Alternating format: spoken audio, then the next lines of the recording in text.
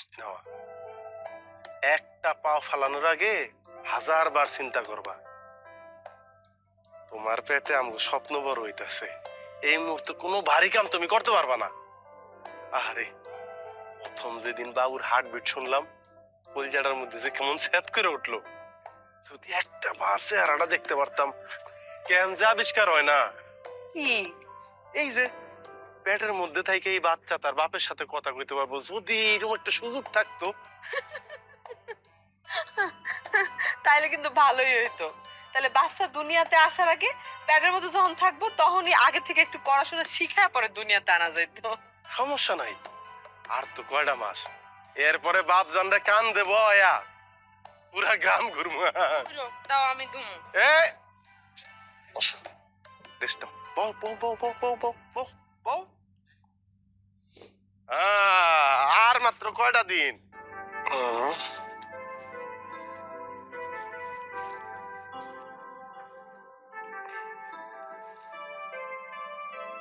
কি গো জামাইল মিয়া, কি খবর? ভালো আছেনি? ভাবি, এই ভাবি আইছে, ঘরে যাও, ভাবির কিছু খাইতে দাও। এতদিন মানুষে কইছে, হ্যাঁ, কানাঘুষা করছে তোর বউ নাকি পোয়াতি, আবার নাকি তুই তোর বউয়ের হাত পাটি বাঁধেস। হ্যাঁ, আইজ আমি নিজ চোখে দেখছি তুই বউয়ের কাপড় চোপড় ধুইয়া দেস। তুই বউয়ের একটা গোলাম রে। আল্লাহ রে, কি দিন আইলো রে কথা। এই ভাবি, এই এটা হাসির কি হইলো? হাসির কি হইলো? হ্যাঁ, তুমি জানো না গর্ভবতী মায়ে গো একটু আলাদা খাতির যত্ন করতে হয়, ভারী কাম করতে দেওয়া ঠিক না। যে কোনো মুহূর্তে তো একটা বিপদ হয়ে যেতে পারে। তাই বলে কি কাপড় চাপড় কাইসা দিবা? আমরা পোয়াতি হই নাই, পেটে বাচ্চা জন্ম দেই নাই। হ্যাঁ, বেবা কাজ এই হাত দিয়ে করছি, তোর বউয়ের মতো নাকি? হ্যাঁ, কাম না করে তোমার কোনো উপায় আছিল? এই তোমার জামাইরে চিনি না, তোমারে চিনি না। তোমার জামাই তো পোয়াতি অবস্থায় তোমার সকাল বিকাল 3 বেলা মারতো। তোমার জামাই নেশা পানি করে কুল পায় না, তোমার সাহায্য করবো কখন? খবরদার জামাইল্লা, আমার জামাইরে নিয়ে তুই কিছু কইবি না। আমার জামাই কি তোর মতো? হ্যাঁ, তোর মতো বউয়ের গোলাম? হ্যাঁ, আমার জামাই একটা হচ্ছে বেডা মানুষ, বুঝছস? আর বেডা মানুষের কাছে বেডা মানুষ করবো, আর বেডি মানুষের কাছে বেডি মানুষ করবো। হ্যাঁ, ও তুই তো আবার বিদেশ খাইতে আইছস, বুঝলাই গেছি। তুই তো সব কাজ নিজের হাতে করতে হয় না, না তো অভ্যাস তো আছেই তোর এখনো। তোমার কথা শেষ হইছে? তুমি আমার বাড়িতে বাইরাও। আমার বাড়িতে এখন তুমি বাইরে আইবা। তোমার কেউ দাওয়াত দিয়ে আনছে? যাও।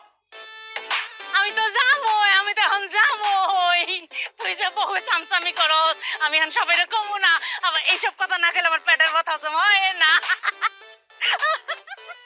ভাবি, তুমি কিন্তু আমার ধৈর্যের বাঁধ ভাঙিয়ে দিতাছো। আমার বউরা আমি কেমনে সেবা যত্ন করবো, কি কি করবো, এটা আমি তোমার জিগামো। যাও আমার বাড়িতে বাইরাও। কিলো জামাইরে তো বস কইরা তাবিজ কইরা বেবাক কাজ কইরা লস। খুব ভালো ভালো তাবিজ করা শিখছস তুই। হ্যাঁ, তাবিজ করলে করছি, মানে কি করবা ভাবি কও? যাই হোক, আমাকে বাবুর জন্য তুমি দোয়া করো, সে যেন তার বাপের মতো একটা ভালো মানুষ হইতে পারে।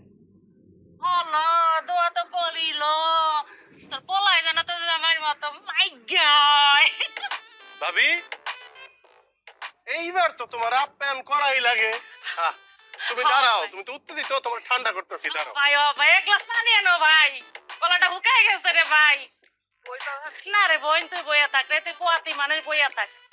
শালির ঘরে শালি, এই শালি, এই শালি।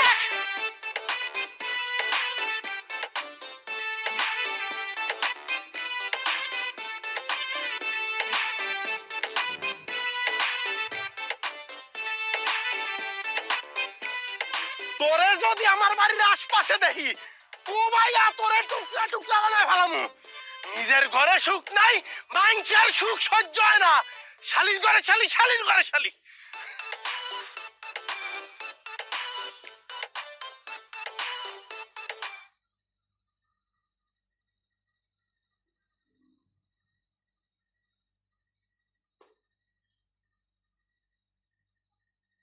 কি ব্যাপার, মন খারাপ করে বসে আছো যে? মন খারাপ হইব না? আপনি কাল চলে যাবেন, কেউ না আসমকে আইলেন আবার আসমকে চলে যেতেছেন।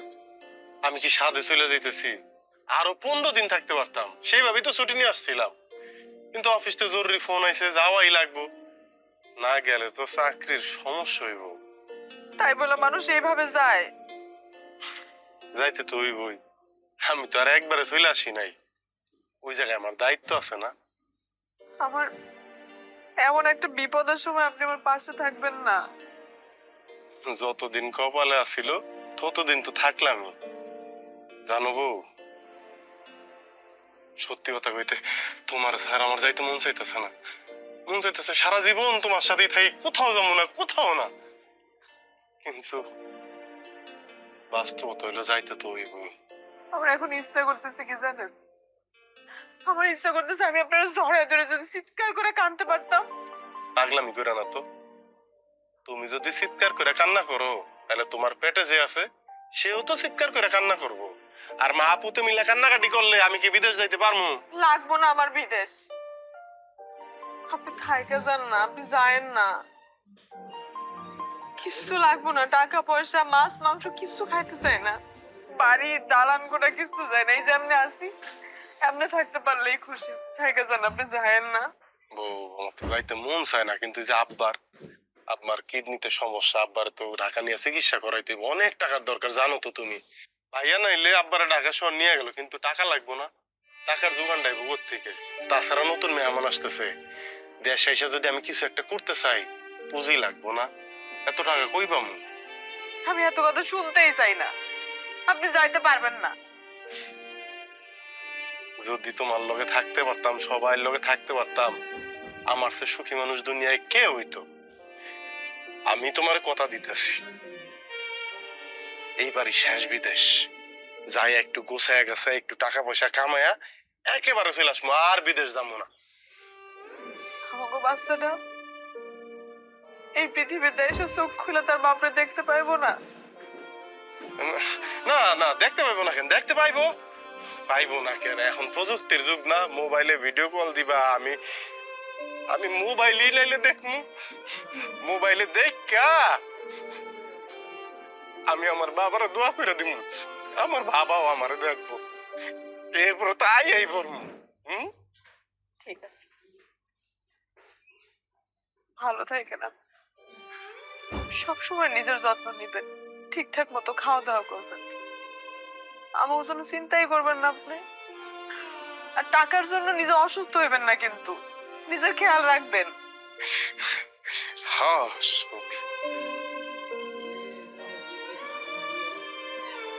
এই নবো, এটা রাখো। কি এটা? এইটা এইটা একটা রুটিন বউ। কালকে রাইতে যখন তুমি ঘুমাইতেছিলা, আমি তোমার দিকে তাকায়া তাকায়া এই রুটিনটা লিখছি। বলতে পারো যে এটা তোমার স্বামীর তোমার প্রতি আদেশ। এইখানে যেমনে যেমনে লেখা দিছি, ঠিক এমনি এমনি মাইনা চলবা। বগো, এইখানে তো তোমার পাশে ভাইয়া আছে, ভাবি আছে, আব্বা আছে, আম্মা আছে, কিন্তু আমরা যারা প্রবাসে থাকি, আমার পাশে কে থাকে গো বউ? কেউ থাকে না। তারপরও না, তোমরা যখন দেশে খুব ভালো থাকো, তোমার ছবি দেখি, তোমার ভিডিও দেখি, তোমরা হাসি তামসা করতেছো, আমগো তো মানুষগুলো ওই দূর দেশে ভাই অনেক সুখে থাকি, অনেক আনন্দ থাকি, আমগো অনেক ভালো লাগে বউ। তুমি কথা দাও, তুমি এই রুটিনটা মাইনা চলবা। রুটিন মতো আপনি কাঁদতেছেন কেন? কই কান্তাছি না তো, একটা পোকা পড়ছে চোখে। পোকা দিও না, যা শুরু করছে খালি চোখের মধ্যে ঢুকে।